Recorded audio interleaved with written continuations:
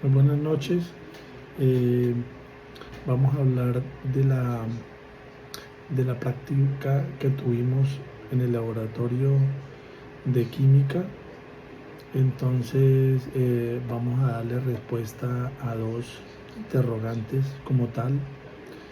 Uno de ellos fue la práctica de química en el laboratorio tuvo varios propósitos fundamentales, ¿no?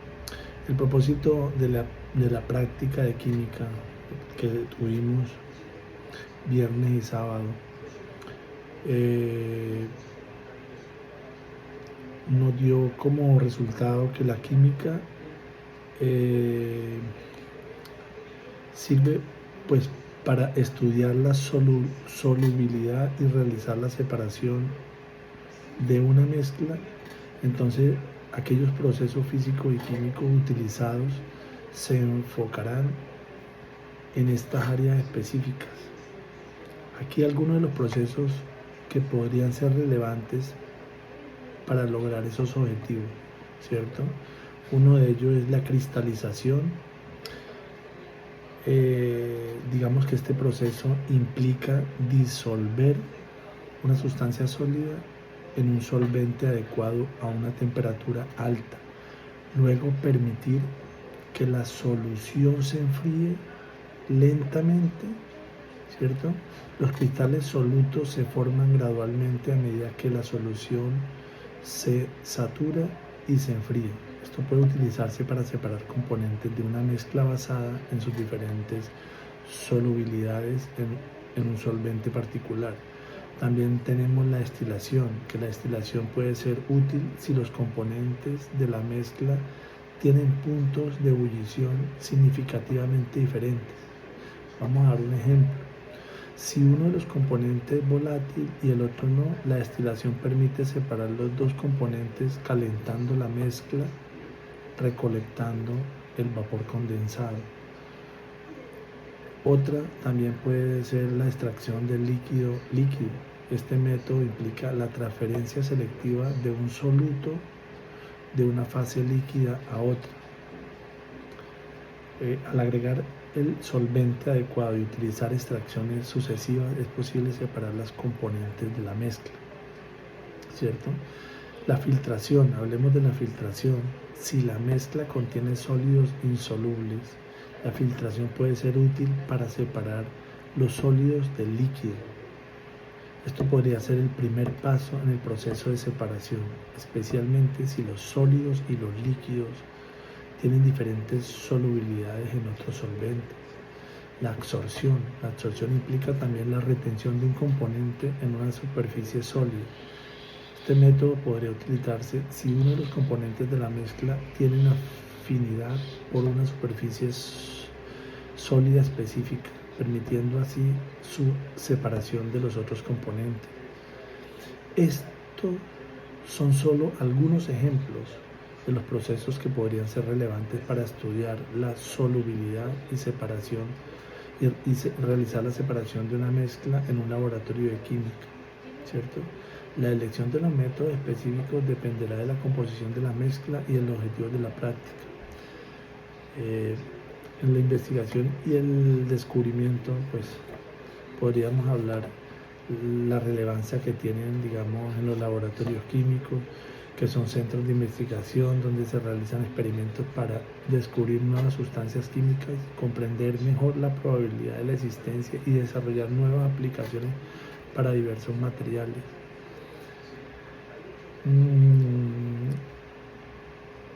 Digamos que en resumen, la práctica que tuvimos de química en la Universidad Militar, en el campus de Cajicá, en el laboratorio, pues la verdad cumple variedad de propósitos, desde la investigación científica y el desarrollo tecnológico hasta la educación y el control de calidad. Digamos que es fundamental para avanzar en el conocimiento científico y aplicarlo, ¿cierto?, en diferentes aspectos de nuestra vida dentro de la carrera que estamos haciendo. Las propiedades físicas de las sustancias son características de la materia que no están asociadas a un cambio en una composición química, como el cambio de estado o la evaporación del agua. Por otro lado, las propiedades químicas están asociadas a cambios en las composiciones químicas de la sustancia, como las reacciones químicas donde una sustancia se transforma en otra químicamente diferente. Ahora, para resolver el segundo punto, ¿cierto? Ese segundo punto, ¿cuáles son los procesos de separación física utilizados en la práctica? Por ahora hablemos de algunos de los procesos de separación química, ¿cierto? De todos una gran parte de todos los que hay, ¿cierto? Los que utilizamos en la práctica de química para estudiar la solubilidad y realizar la separación de una mezcla. Está la evaporación, ¿cierto? Que es un proceso que se utiliza para separar un sólido disuelto en un líquido. Entonces se calienta la mezcla, como es que se usa, permitiendo que el líquido se evapore y dejando atrás el sólido disuelto, ¿cierto? Está la filtración, que fue el que usamos en esta práctica, ¿cierto? La filtración se utiliza para separar sólidos insolubles de líquidos o gases. El líquido o gas se filtra a través de un medio poroso que retiene los sólidos. El aprendizaje podría incluir comprender la importancia de la selección adecuada del medio a filtrarse y cómo la porosidad afecta la eficacia de la filtración. La imantación. Este proceso se utiliza para separar materiales magnéticos de una mezcla. Se utiliza un imán para atraer los materiales, eso lo hicimos también, los materiales magnéticos mientras se separaba el resto de la mezcla. Este aprendizaje podría incluir comprender la naturaleza magnética de cierto material y cómo se puede aprovechar esta propiedad en la separación de mezclas, ¿cierto? La decantación, esa decantación como propiedad se tuvo en cuenta dentro de esta práctica. Entonces, ¿cómo hicimos? O que se vio en esta práctica, que se utilizan para separar sólidos, esta decantación insoluble más denso de líquido. La mezcla se deja reposar para permitir que los sólidos más densos se asienten en el fondo del recipiente, luego se vierte cuidadosamente el líquido para separar de los sólidos.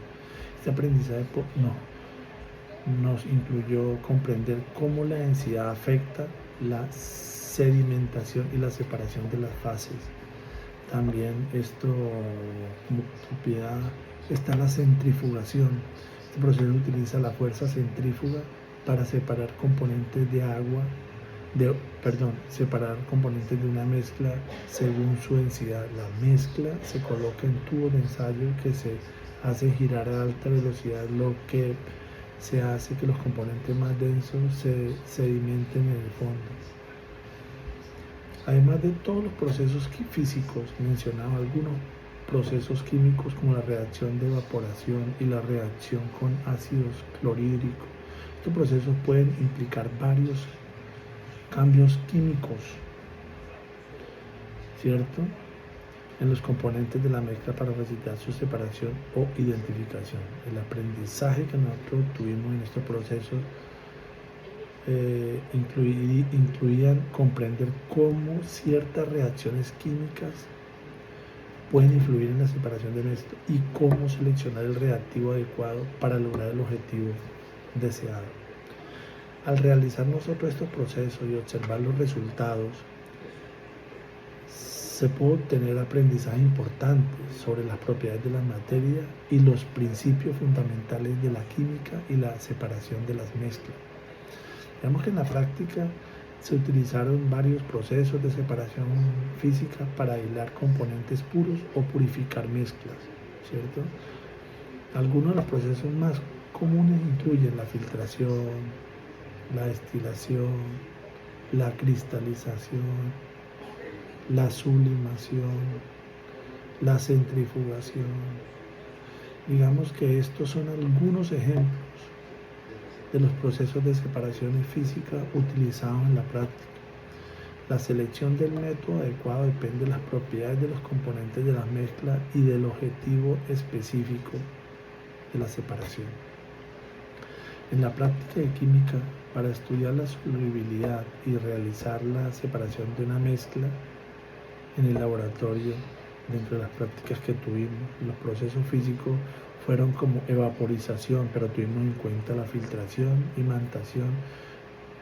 Trabajamos mucho en la decantación y centrifugación, y así como procesos químicos como la reacción de evaporización y la reacción con ácido clorhídrico, ¿cierto? Entonces, esas dos preguntas, aquí en este momento pues le damos respuesta a aquello que tuvimos en cuenta en el laboratorio de química los 2 días que estuvimos en la universidad. Mi nombre es Rafael Andrés Saavedra Vargas, estudiante de Ingeniería Civil, y aquí estamos, digamos, para dar respuesta a estos 2 interrogantes. Muchas gracias y muy amable. Feliz noche.